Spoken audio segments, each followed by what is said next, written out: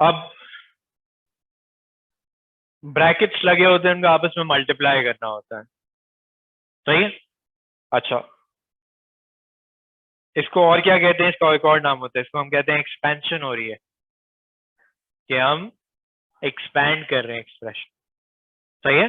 जब ब्रैकेट के बाहर कोई चीज लगी होती है तो ब्रैकेट में हर चीज से मल्टीप्लाई हो रही होती है। 2 जो होगा वो पहले सी से मल्टीप्लाई होगा, तो क्या आ जाएगा 2c माइनस 2 इंटू 1 2, सही है। यहाँ पे भी मल्टीप्लाई करते हैं, क्या बनेगा 6a minus 8b plus 2c, सही है। 5x इंटू 6x, पहले नंबर्स को आपस में कर ले, 30 x square 5x into 7y, 5 into 7 35 xy, सही है। नंबर पहले सोचो, वेरिएबल बाद में सोचो। ये यहाँ की लाइन नहीं है, मल्टीप्लाई करते हैं, -4 इंटू 2z -8z -4 इंटू -1 +4। कुछ सिंप्लीफिकेशन हो रही है, नहीं हो रही, एज इट इज छोड़ देता हूँ। सिर्फ माइनस लगा हुआ है, सिर्फ माइनस लगा होने का मतलब क्या होता है, सही है। इसेंशियली ये -1 होता है, 1 अक्षर मिसिंग होता है। मैं आपसे क्या कह रहा हूँ कि हर टर्म को -1 से मल्टीप्लाई कर दो, सही है। तो -1 से सारी टर्म्स को मल्टीप्लाई करते हैं, सो ये बन जाएगा -a plus b minus c, सही है। अगला वाला करते हैं, दो अलग अलग ब्रैकेट हैं, तो ये बन जाएगा 5x minus 5y minus 2x minus 2y। Like terms नजर आ रही हैं, सही है। So 5x minus 2x, 3x minus 5y minus 2y minus 7y, सही है। यहाँ तक क्लियर है बात। वे आगे बढ़ते हैं, बाद में देख उसमें पीडीएफ में देख लेना। अच्छा, अब यहाँ पे क्या लिखा हुआ है, अब अगला पार्ट जो है ना वो फैक्टराइजेशन है। यहाँ पे हेडिंग मिसिंग है, अब हम फैक्टराइजेशन पे आ रहे हैं, सही है। Now I am talking about factorisation, सही। अभी मैंने क्या सिखाया था, अभी मैंने एक्सपेंशन सिखाई थी कि आप ब्रैकेट खोल रहे थे, अब ब्रैकेट क्रिएट करूंगा मैं, सही है। उस प्रोसेस को फैक्टराइजेशन कहते हैं, ओके। ये कहते हैं common factors are factors that are in more than one term. आपने स्कूल में सीखा होगा कॉमन निकालना, कॉमन निकालना क्या होता है, सही है। हम यहाँ पे वो सीख रहे हैं। अब हमने कहा आपके पहला सवाल जो हमारे पास है वो ये है,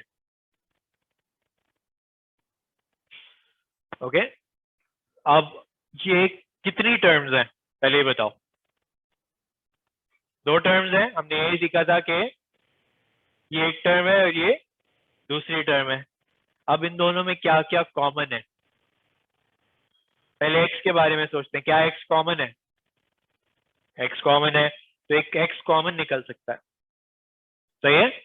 और y और दूसरे के साथ y स्क्वायर है, तो एक y भी कॉमन है, सही। कॉमन लेने में आप एक्चुअली क्या कर रहे होते हो, आप डिवाइड कर रहे होते हो। क्या अगर इसको x y दोनों से डिवाइड कर दिया जाए तो क्या बचेगा, अंदर 1 बचेगा।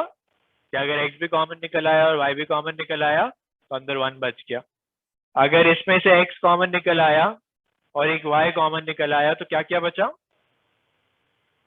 2y बचा, सही है। एक x कॉमन निकल आया और एक y कॉमन निकल आया, सही है। मैं जब इसको दोबारा मल्टीप्लाई करूंगा तो क्या आ जाएगा, यही आ जाएगा। आना भी चाहिए, तभी पता चलेगा कि मैंने सही किया है या नहीं, ओके। दूसरे में बताओ क्या कॉमन है,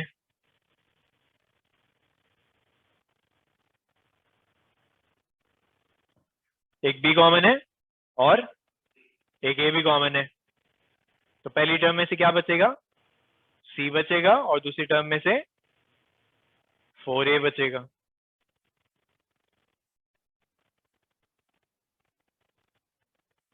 क्या कॉमन है?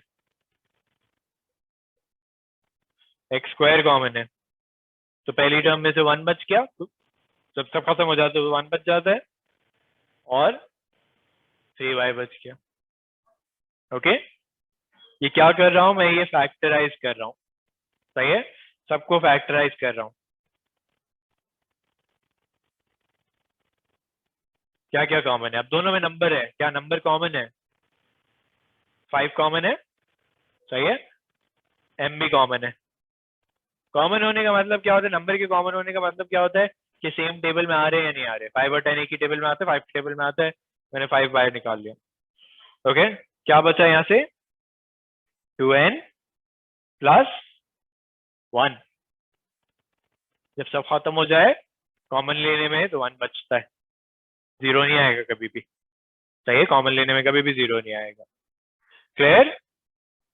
सही है, ये फैक्टराइजेशन की है। तो ये जो आपके पास आंसर्स आए ना, इनको हम फैक्टर्स कहते हैं।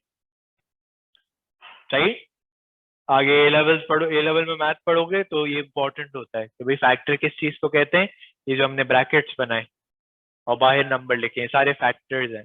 किसके फैक्टर्स हैं? जो क्वेश्चन था उसके फैक्टर्स हैं।